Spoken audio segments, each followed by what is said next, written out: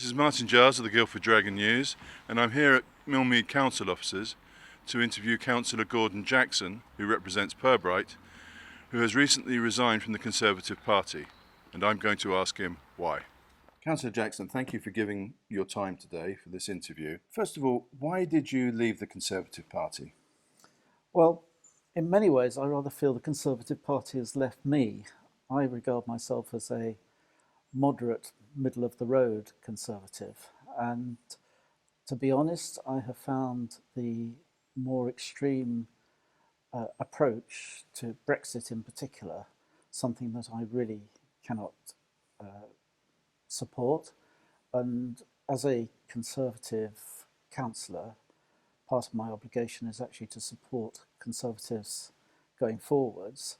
I would find it very difficult in the current climate, with the election that's almost certain to come, to be out there supporting my local MP, Jonathan Lord, when I know he's a member of the European Reform Group and actually supports the concept of no-deal Brexit, which I believe would be a disaster for the country.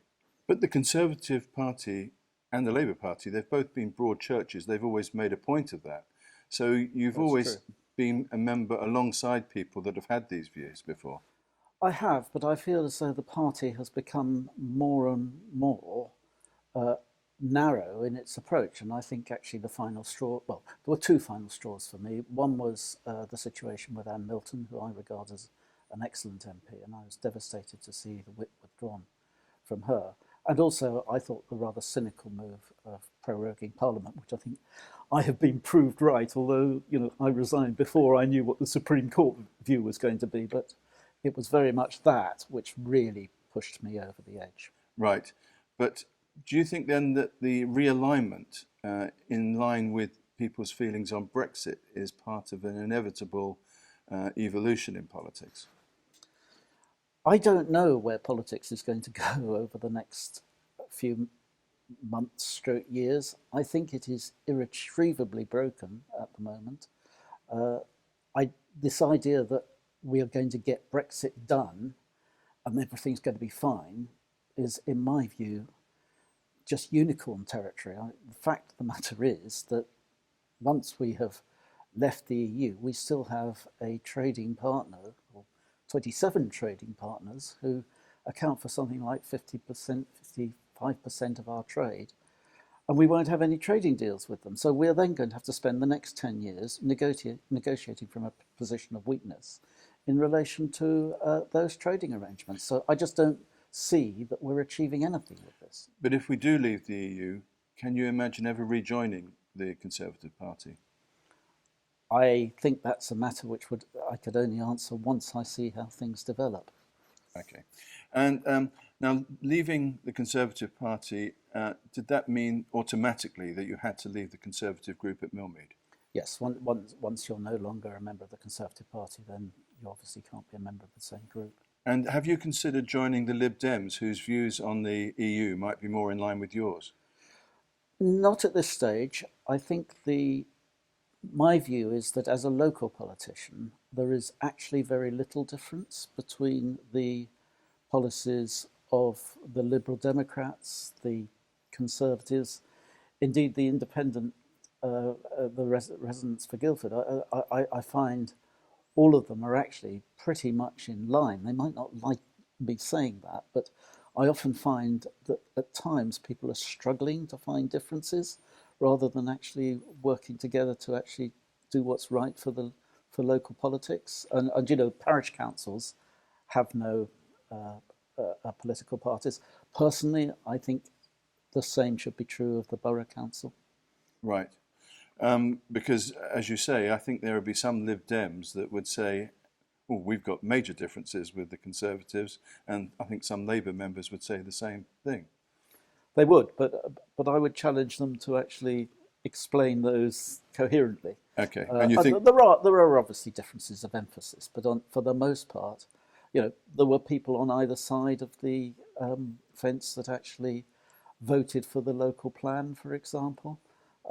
People who voted against, and frankly, it wasn't governed by by politics. It was governed by local circumstances. And what has been the reaction from your local Conservative branch in Pirbright I think disappointment, but understanding.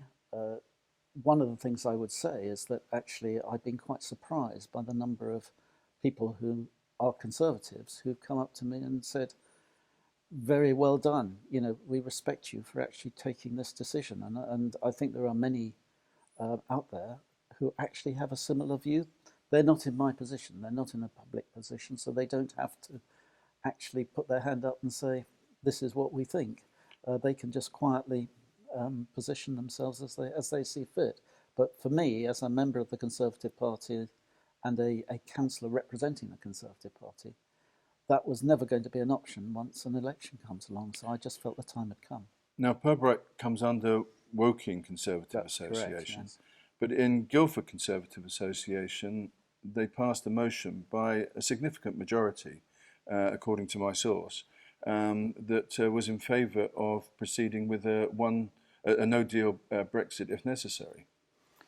A very good reason not to any longer be a member of that party. I mean, that is for me complete anathema. I cannot understand the concept of no deal Brexit. Right, but why I asked it was, have you a sense for how the Woking Association feels on the matter? I think, well, the answer to that is no, not specifically. I suspect it's not dissimilar. Okay.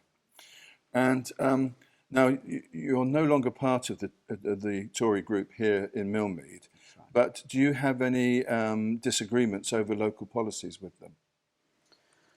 I think it's a great advantage of being an independent that I can actually make my own views, take my own approach. For the most part, I doubt whether I have very many differences with either the Conservative group or the Liberal Democrats in relation to most things.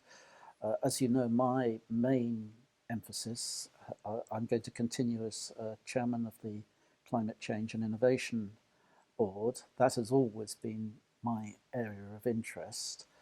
And I don't actually believe there is a great deal of difference between the parties on climate change. I wasn't actually here for the council meeting where the climate emergency was declared, but that was very much something that I believe everybody voted for.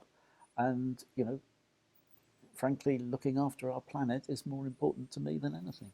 And what do you think then of the pupils who have organised these demonstrations and school strikes to demonstrate about the dangers of climate change? I think it's fantastic that younger people are becoming involved in politics. I think part of the problem that we have as a nation, really, is that far too much politics is in the hands of older people like us, and yeah, like us. And you know, I didn't really become heavily involved in politics until I retired. But I think it really is important that the young see the impact of what's going on. I think the one thing I would say is that it's important to educate them as to the reality of what we're facing. It's very easy to march and say everything must be done by 2025 or whatever. But, you know, there are some major issues that we have to face, which are not just local issues, they're not just national issues, you know. They're international, global. The UK, its total contribution to the carbon emissions is about 1%. Mm. So, you know, even if we went completely net zero, it's not going to achieve a great deal on its own. So I think there's a lot more to it. And there are some hugely difficult issues to face in relation to aviation and agriculture and one thing and another that are not just going to be solved overnight. One of the reasons I'm so keen on innovation is I believe that some of these issues will be met by innovative techniques that are being developed all around the world, but some of them here at the University of Surrey and in Guildford. So, okay. And do you think the local plan, as it is not? What effect do you think that's going to have as a contribution to fighting against climate change?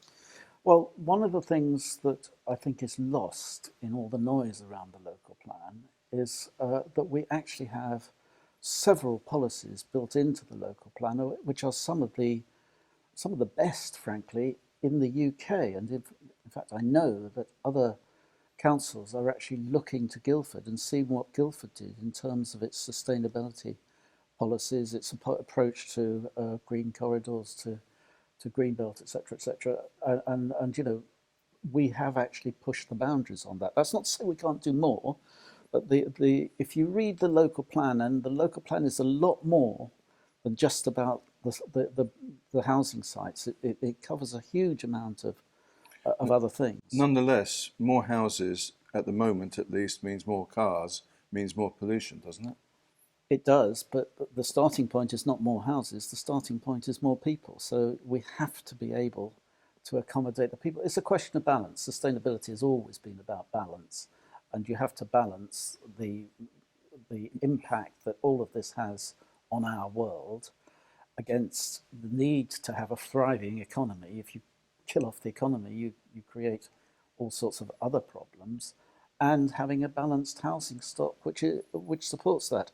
And I think that balance is sometimes lost in some of the rhetoric that we get from all sorts of sources. We have to be realistic that there's a need for housing in this area.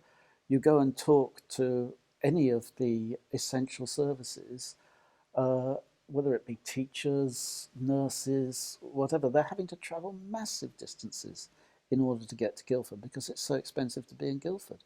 And that in itself is creating emissions and causing issues. So it's a very, very complicated problem. Okay. And now you said that you didn't think you had major differences on policy matters with your former colleagues in the Conservative group. But there is one policy I'd like to ask you about, and that is the one where they won't talk to the Guildford Dragon or receive or take questions from us. Do you agree with that? Well, I'm talking to you now, so I think perhaps that answers that question. I've never believed that it is a good approach not to engage with the press. I actually think that it's very important to explain your views and accept that sometimes things may be said which you may not agree with, but it's better to come back and deal with it on that basis, in my view. Councillor Jackson, thank you very much.